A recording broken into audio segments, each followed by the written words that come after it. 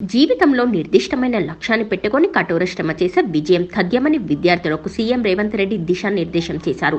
మా కుటుంబంలో నాకంటే ముందు ఎవరూ రాజకీయాల్లో లేరు. 2006లో ఇండిపెండెంట్గా నిలబడి ప్రజలచే జెడ్పీటీసీగా ఎన్నికయ్యాను. ప్రజాప్రతినిధులు ఎన్నిక కాబడి అన్ని వేదికల్లో పనిచేశాను. ఇప్పుడు ప్రజలు ఆదరించడంతో సీఎంగా మీ ముందు నిల్చున్నా అని బీఆర్ అంబేద్కర్ కాలేజీ స్నాతకోత్సవంలో ప్రసంగించారు. విద్యార్థులకు నా సూచన, కష్టపడి చదువుకుంటే జీవితంలో నిర్దిష్టమైన లక్ష్యాన్ని పెట్టుకొని మనం ఆ దిశగా ప్రయాణం చేస్తే తప్పకుండా అనుకున్నది సాధించడానికి అవకాశం ఉంటుంది అని చెప్పి కాకా వెంకటస్వామి గారితో పాటు ఈ వేదిక మీద ఉన్న చాలా మంది ఎమ్మెల్యేలు ఏ కుటుంబ నేపథ్యం కానీ రాజకీయ నేపథ్యం గతంలో పదవులు అనుభవించిన వాళ్ళు కానీ పదవులు చేపట్టిన వాళ్ళు కానీ లేరు. నాతో సహా మా కుటుంబంలో ఎవరు నాకంటే ముందు తరంలో రాజకీయాలలో లేరు. నేను 2006లో ఇండిపెండెంట్ జడ్పీటీసీగా నించున్నప్పుడు రాజకీయ పార్టీలు నిలబడడానికి టికెట్ ఇస్తానా తీసుకోకుండా స్వయంగా ఇండిపెండెంట్ జడ్పీటీసీగా నేను నించొని ప్రజల దగ్గరికి వెళ్లి ప్రజల్లో ఉండి ప్రజల చేత ఎన్నికై నా రాజకీయ అరంగేట్రం అక్కడి నుంచి మొదలైంది. స్థానిక సంస్థల్లో పనిచేసిన, శాసన మండలిలో పనిచేసిన, శాసనసభలో పనిచేసిన, లోక్సభలో పనిచేసిన, అంటే ఈ దేశంలో ఉన్న ప్రజాప్రతినిధులు ఎన్నిక కాబడే అన్ని సంస్థలల్లో అన్ని ప్లాట్ఫామ్లో పనిచేసిన ఈరోజు మీరందరూ ఆదరించి అభిమానించి మీరు గుండెల్లో పెట్టి చూసుకొని భుజాల మీద మోసింది కాబట్టి ఇంత గొప్ప తెలంగాణకి ఈరోజు ముఖ్యమంత్రిగా మీ ముందు నించున్నా అంటే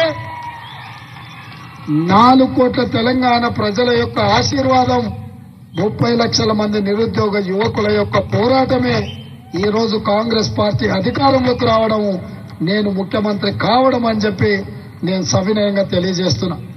ఇదే కాకుండా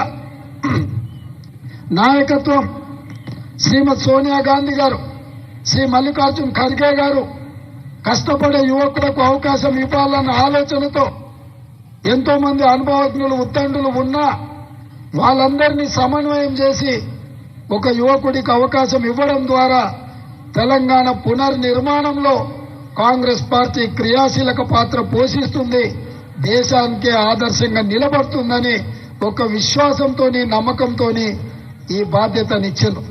అందుకే ఈరోజు మా వేదిక మీద ఉన్న మంత్రులు పెద్దలు శ్రీధర్ బాబు గారు, పొన్నం ప్రభాకర్ గారు, మా శాసనసభ్యులు అందరం కూడా కఠోరమైన దీక్షతోటి ఈ తెలంగాణను దేశానికే ఆదర్శంగా నిలబెట్టే రాష్ట్రంగా తీర్చిదిద్దే పనిలో భాగంగా రోజుకు 18 గంటలు కష్టపడాలి అని చెప్పి ఈ రోజు మేము ప్రయత్నం చేస్తున్నాం. ఈరోజు శాసనసభలో 119 మంది శాసనసభ్యులు ఉంటే 57 మంది నూతన శాసనసభ్యులు ఉన్నారు.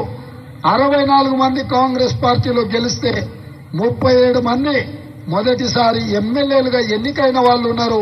అందులో ఈనాటి కూడా ఆనాడు ఇందిరమ్మ ఇల్లు ఇచ్చిన ఒకే గదిలో నివసించే వాళ్ళు కూడా ఈరోజు ఎమ్మెల్యేగా ఎన్నికై శాసనసభలోకి వచ్చిండ్రు అని అంటే డబ్బులుంటేనే రాజకీయాలలో రాణిస్తామన్న అపోహలను పక్కన పెట్టండి.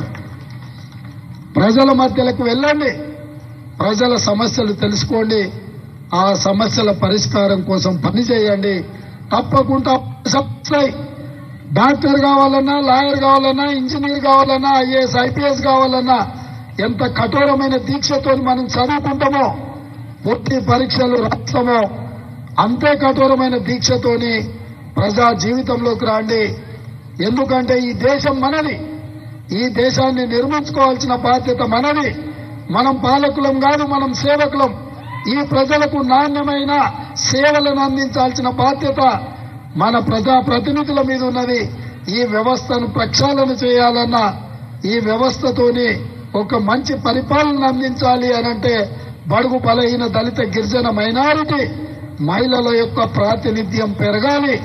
అందుకే ఆనాడు చట్టసభలలో ఎస్సీ ఎస్టీ రిజర్వేషన్లతో పాటు ఈనాడు మహిళా రిజర్వేషన్లు కూడా కాంగ్రెస్ పార్టీ ముందుకు తీసుకొచ్చింది.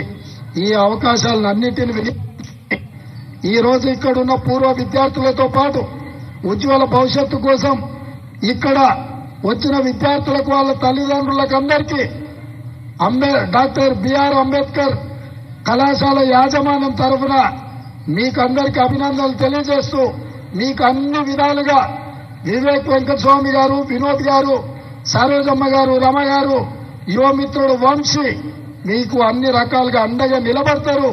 రాష్ట్ర ప్రభుత్వంగా మా వైపు నుంచి ఏ సహకారం కావాలన్నా నిస్సంకోచంగా ప్రభుత్వం ముందుకు